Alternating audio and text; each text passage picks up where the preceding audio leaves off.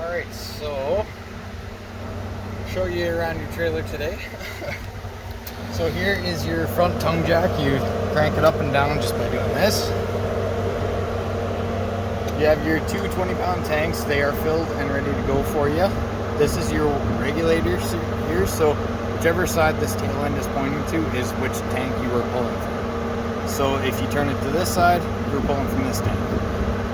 One thing to note is to never have this thing down the middle, because you will drain both tanks at one time. You don't want that to happen. So one side or the other. And then you have your propane tank cover here. It just slips over top just like this. And then if you ever want to, you have a quick access port here, so you can reach both tanks to turn them on and off. Right now they're closed.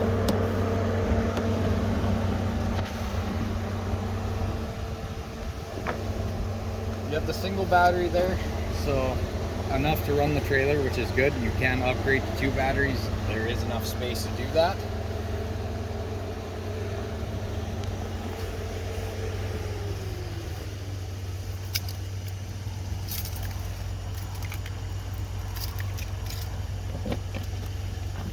Here you have one side to your pass-through storage, which is just the front storage part. You have other stuff on the other side here.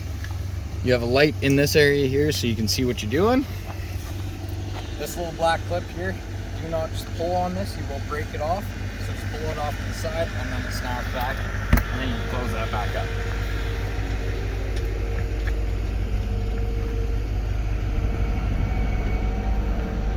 Here is your city water connection. So if you have a water port at the front of your campsite there, you hook up into this.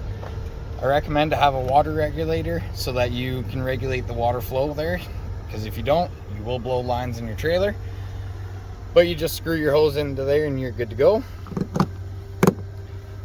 Here is your black water tank flush. So if this you just hook up your hose into that, and then you pull your black water tank, which is this pull right here. If you pull, you make sure that this is open, you hook up your hose into that, and then you're good to go. You just have it on a light flow though, because you don't want backflow into your toilet, because that's the worst thing to clean up.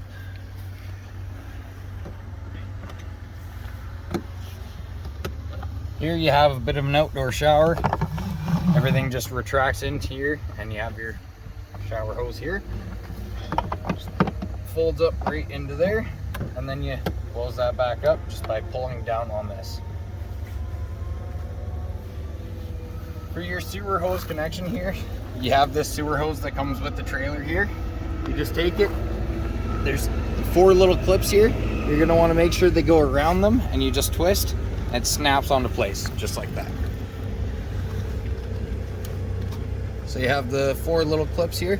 You can do it either way, whether it's like this or the snaps are on top. You just twist it on. And so for your waste tank here, you have your gray pole off to the left here, and you have your black pole off to the right. What you're going to want to do is pull your black first and then your gray, just because you want to clean out the system when it's done. Your gray water is just your dirty water. Your black tank is your poop water, so you don't want to pull that last.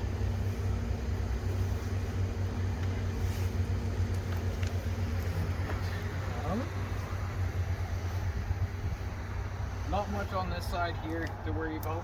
Just at the very back corner here, you have your cable inlet here, so this is where you hook up your satellite dish or anything like that. And then right here, you pull that open, and this is for your power plug. So you push it in and then you twist it. There's only one way it goes in. You just kind of gotta rotate it until it fits in there. For your sewer hose, once you actually use it, slide it right in here, because then it's off to the away from everything else. And then you just take your bumper cap and you just slide it back in there. License plate goes right there. You have the screws already in there. And then you have your spare tire right here, so filled and ready to go for you. So if you ever do get a flat, you have the option to put that on there. Right under here you have the sticker, which is nice. just right under here, there's a cap here, and you can put a quick connect fitting. There isn't one installed from my knowledge there, but you can get one put in, and you can hook up a barbecue, and it runs right off the tanks up front there.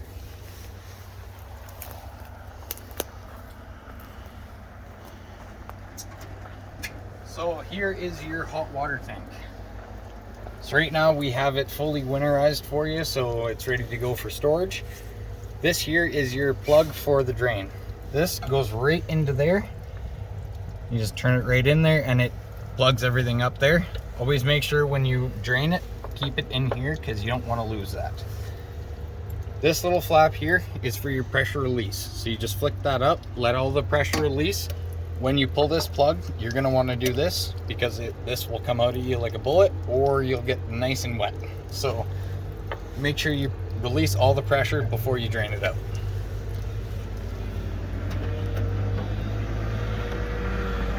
This here is how you fill your freshwater tank. So if you want to use the tank there, you just shove a hose in there and you just start filling. This little valve here is for the air release. Water will shoot out of this if you fill it up enough. So just be a little cautious there. I guess just right under the slide here where the water is dripping, that is your freshwater release. So that drains out the freshwater tank. There's a valve on it, you just turn it. If it's in line with the hose, you're draining. If it's across from the hose, you're good to go. Then here you have 110 power, so if you want to hook up anything really outside, you can. And then this here is your furnace exhaust, so don't put anything next to this. It could melt, burn, or catch on fire. It gets really, really hot.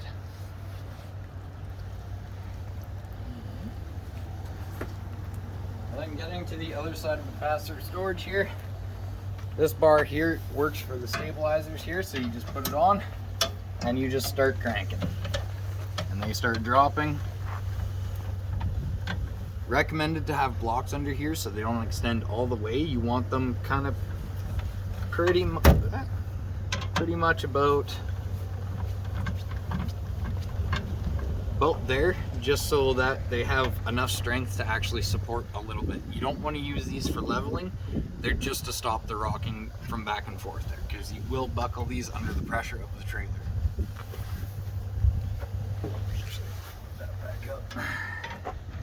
I'll just do that. So here you have a 30 to 50 adapter. So if you ever have a 50 amp hookup there, you can plug that right in and then plug your power cable right into the bottom side there. You're good to go. This here is if you ever need to go to 30 to plug into your household. So you just plug, again, your power cable into that and then you're good to go. So exactly just like this.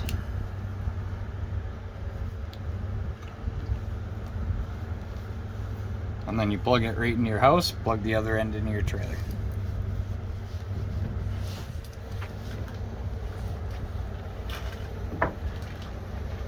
Another light on this side here, so again, if you ever need to see anything, there you go. And we'll head on in your trailer here. So I guess back of the door here, you have a latch. So it latches right into there, so it keeps the door open. Just make sure if you clip that in, don't just yank on the door, because you will pull things out of the trailer or the door.